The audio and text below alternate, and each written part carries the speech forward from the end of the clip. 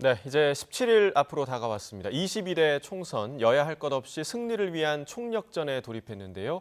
여론조사를 통해서 총선 민심을 살펴보는 시간 가져보겠습니다.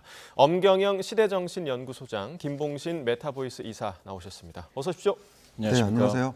네, 자 이제 후보 등록이 끝나고 대진표 확정 이후에 이제 첫 주말을 저희가 맞이했는데 사전 투표가 4월 5일, 6일 이틀이니까 사전 투표 생각하면 사실 뭐 2주도 남지 않은 그런 기간입니다.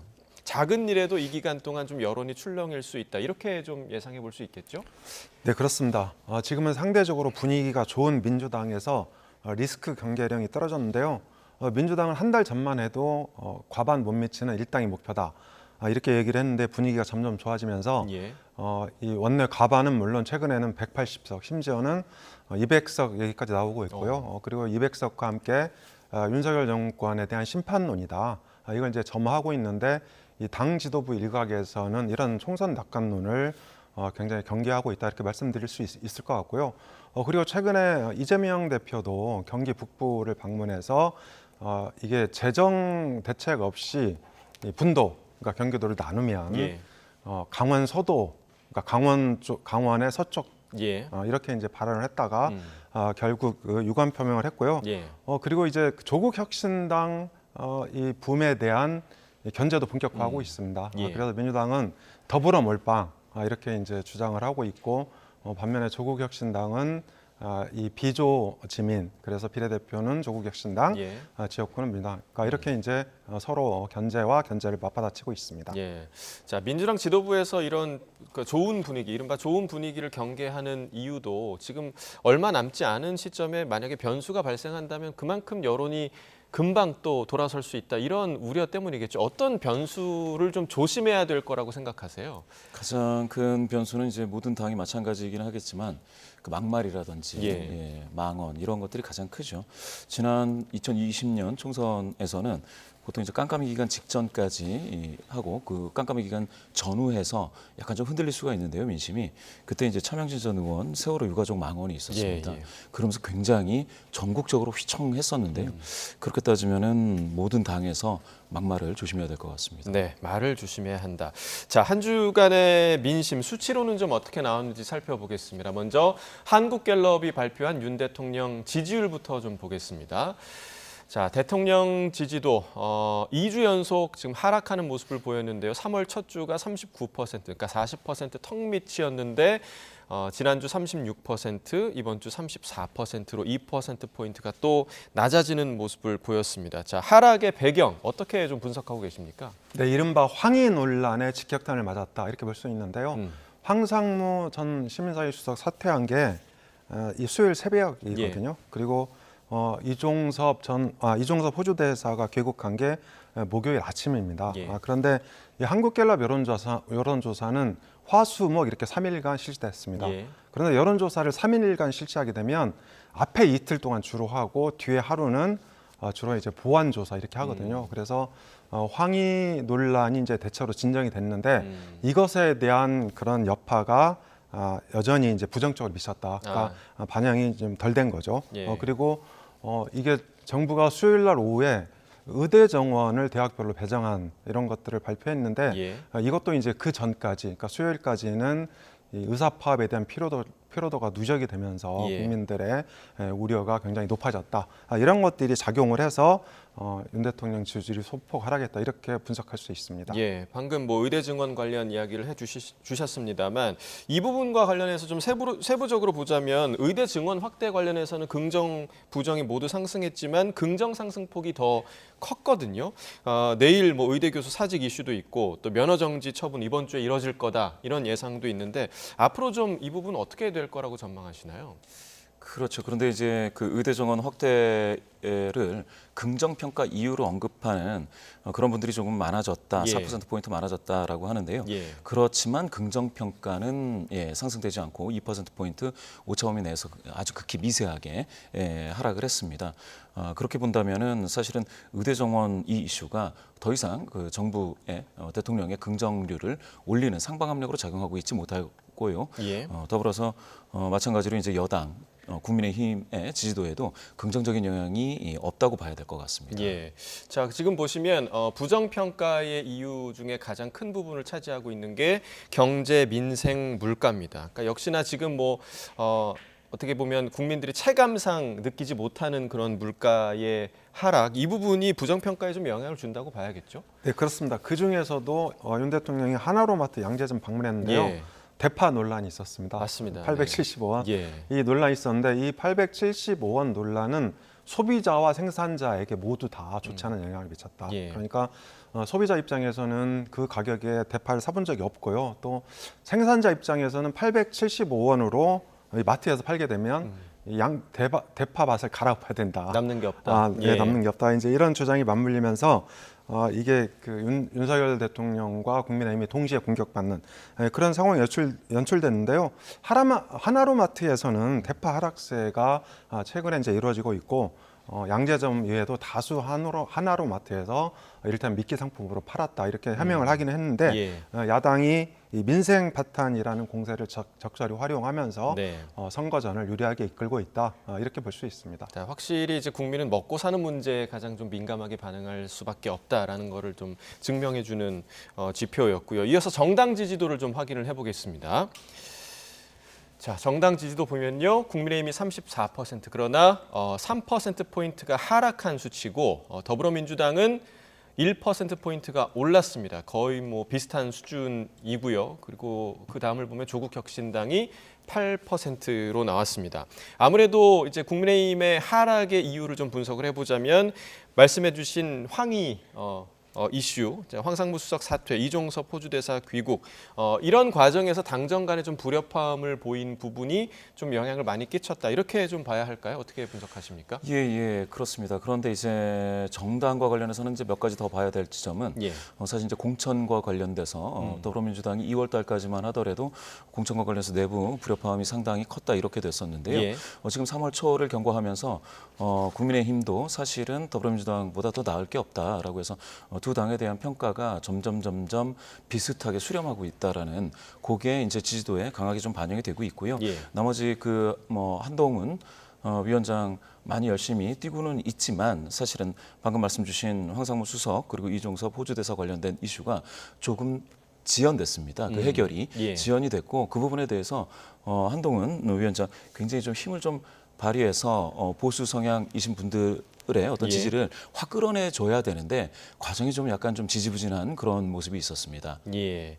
자, 지금 3위, 그러니까 3위를 기록한 조국혁신당의 지지율은 좀 어떻게 보셨습니까? 네, 조국혁신당 상승세가 계속되고 있는데요. 예. 다만 이 상승세가 계속 될지 말지는 다음 주 공식 선거운동 돌입하는 걸 좀 봐야 된다. 예. 이렇게 볼 수 있는데 28일 이제 공식 선거운동이 돌입을 하고요. 예. 그리고 이제 양당이 이 지역구 후보 중심으로 첨예하게 맞붙을 텐데 여기서 지역구 후보를 안 낸 조국혁신당은 비례대표만 선거운동 해야 되는 그런 부담이 있다. 이렇게 말씀드릴 수 있을 것 같고요. 그리고 지금까지는 조국혁신당 대표가 전체 야권의 원톱 선대위원장 같은 역할을 했다.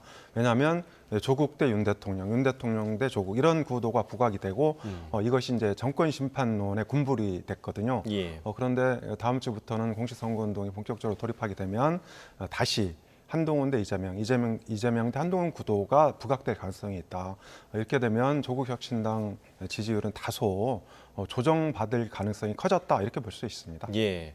자, 지금 방금 사고 소식이 하나 들어왔는데 전해드리고 계속해서 이야기를 나누겠습니다. 울산에서 컨테이너 터미널에서 크레인이 무너지는 바람에 이곳에서 작업을 하고 있던 작업자 2명이 사망했다는 소식이 지금 들어왔습니다. 지금 보시는 대로 크레인이 거의 엿가락처럼 휘어 있는 모습을 보실 수가 있는데요. 울산의 컨테이너 터미널에서 크레인 위에서 작업을 하던 작업자 2명이 바다에 추락을 하면서 사망했다라는 소식이 들어왔는데요. 자, 관련 소식 다시 한 취재가 이루어지는 대로 저희가 계속해서 전해드리도록 하겠습니다. 자, 저희가 계속해서 이야기를 나눠보자면 이번에는 좀 주요 격전지 여론조사 결과를 좀 살펴보겠습니다. 먼저 수도권 중심으로 오늘 살펴볼 텐데요. 자, 이곳은 인천 계양을입니다. 거대 야당의 대표 그리고 전 국토부 장관이 맞붙는 곳이죠. 이재명 대표가 현재 52%의 지지율을 기록을 했고 원희룡 전 장관 35%, 17%포인트 정도면 차이가 좀 꽤 나고 있는 부분인 것 같은데 이 부분 좀 분석을 좀 해주시죠.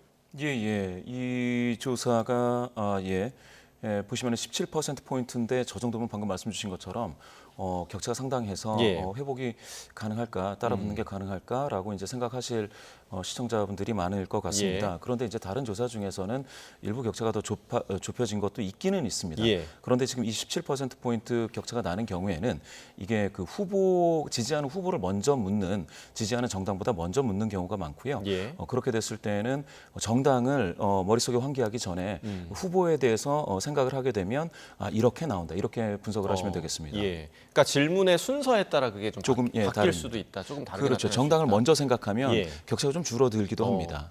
예. 그렇군요. 자, 지금 뭐 이재명 대표는 사실 그 재판 이슈가 계속 따라다니고 있는 부분이고 지역구를 찾기가 힘들지 않나. 왜냐하면 지금 전국을 돌면서 다른 후보자들의 지원 유세를 하고 있기 때문에 이런 점이 좀 판세에 영향이 있을 거라고 보십니까? 어떻게 보세요?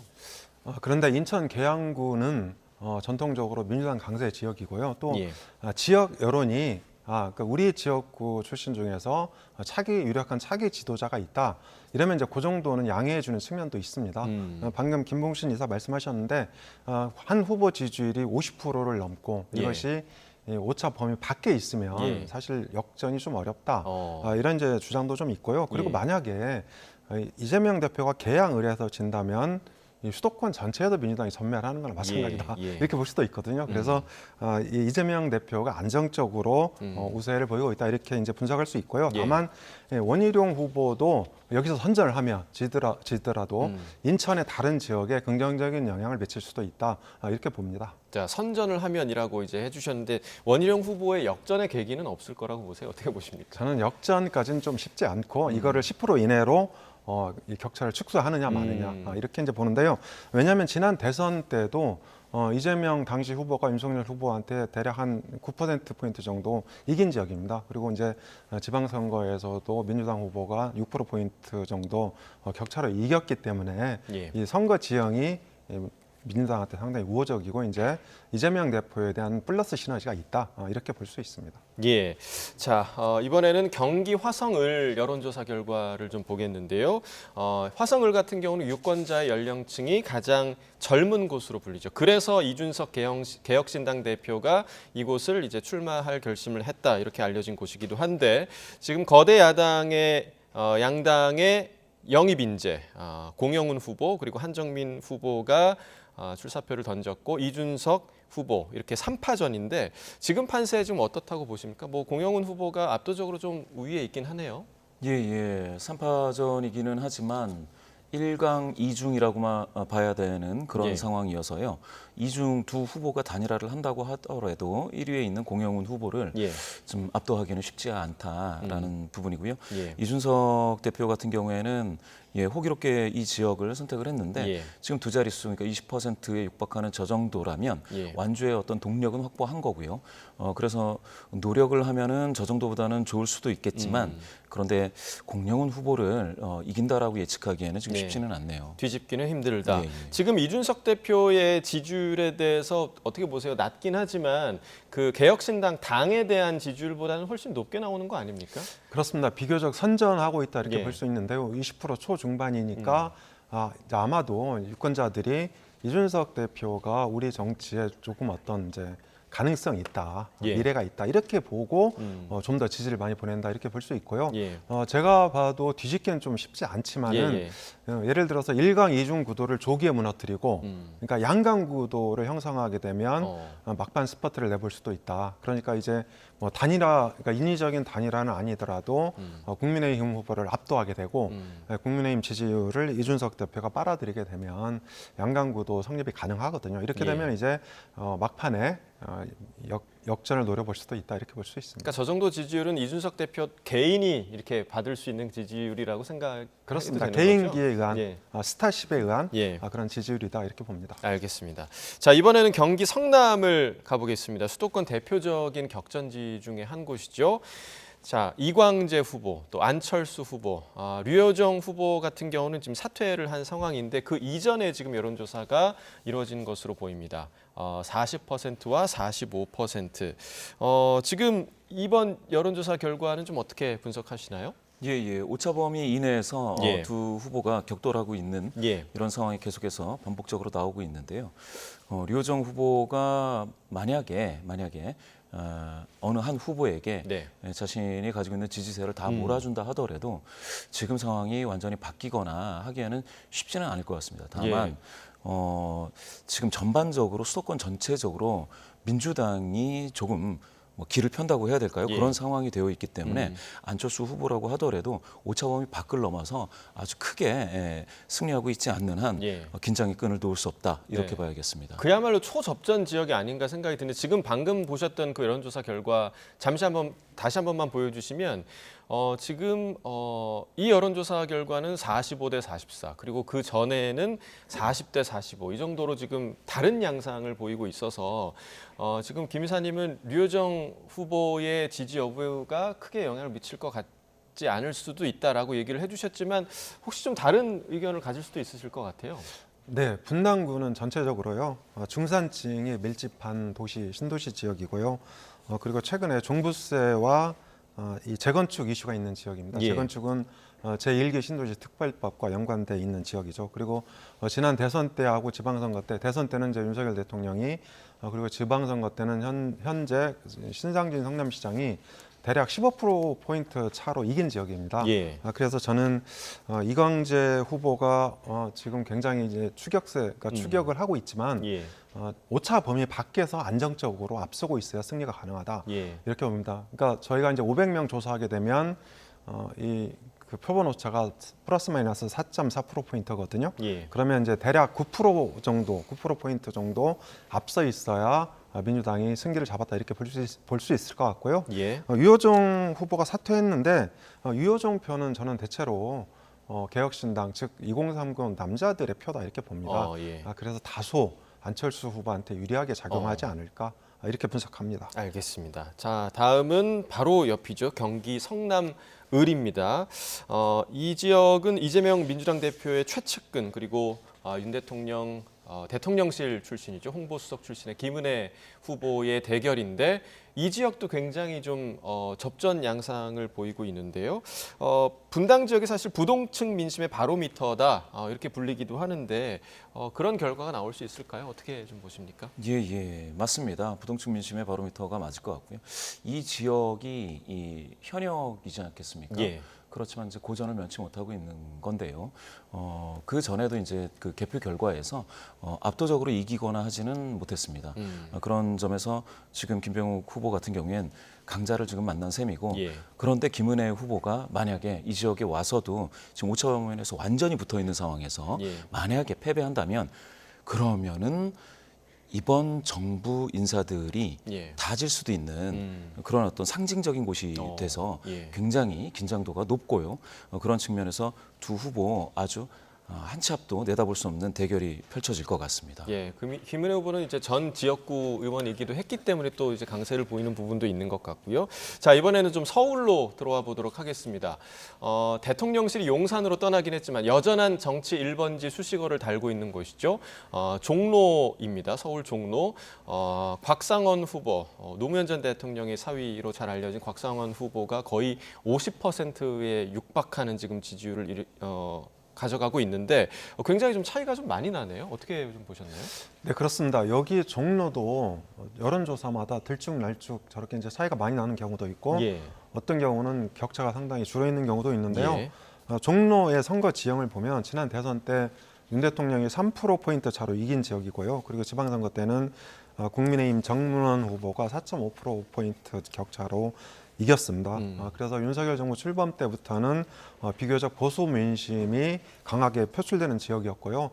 그리고 이제 지역구의 고령화 이런 이슈들 때문에 유권자 지형에서는 다소 이제 국민의힘이 유리하다. 그런데 최근에 이제 이 서울 지역에는 전국조사 좀 다른 그런 이제 지역구 조사 결과들이 나오고 있습니다. 예. 그러니까 전국조사는 국민의힘이 이 서울에서 상당히 앞서 있는 그런 것들이 많은데 지역구에서는 왜 민주당 후보들이 이렇게 앞서 있냐? 예. 이게 이제 인물 경쟁력이라든지 뭐 정권 심판론이라든지 내지는 그 민주당 권리당원이나 개딸 성향의 강성 지지층들이 활발하게 활동을 하면서 다소 예. 좀 거품이 끼고 있는 거 아닌가 이제 그런 생각도 드는데요.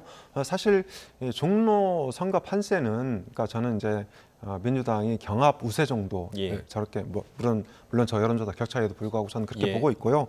그리고 금태섭 후보가 이 캐스팅 보트 역할을 하지 않을까 예. 그런 생각도 듭니다. 네, 금태섭 후보의 역할도 지금 점쳐주셨고, 자 마지막으로 짧게 최재형 의원이 좀 뒷심을 발휘할 수 있을까요? 어떻게 보십니까? 예, 더 노력을 해야 되는데요. 제가 봤을 땐 최재형 의원 개인 문제가 아니고 전반적으로 방금 말씀 주신 것처럼 여론조사를 하면 정당 지지도 같은 경우는 국민의힘이 그렇게까지 낮지 않은데 예. 지금 인물을 갖다 대면은 상당히 민주당이 더 앞선 결과, 민주당 후보가요, 앞선 결과가 나오고 있는 거는 좀 뭐라 그럴까, 그 대통령실과의 친분이 이게 프리미엄이 되는 게 아니고 디스카운트 요인이 되고 있다. 예. 그거하고 현역 중진 재배치 부작용이 나타나고 있다. 이렇게 보시면 되겠습니다. 알겠습니다. 자, 여론조사를 통해서 지금 촌선 전국 함께 알아봤습니다. 엄경영 시대정신연구소장, 김봉신 메타보이스 이사 두 분과 함께 이야기 나눠봤습니다. 두 분 말씀 고맙습니다. 감사합니다. 감사합니다.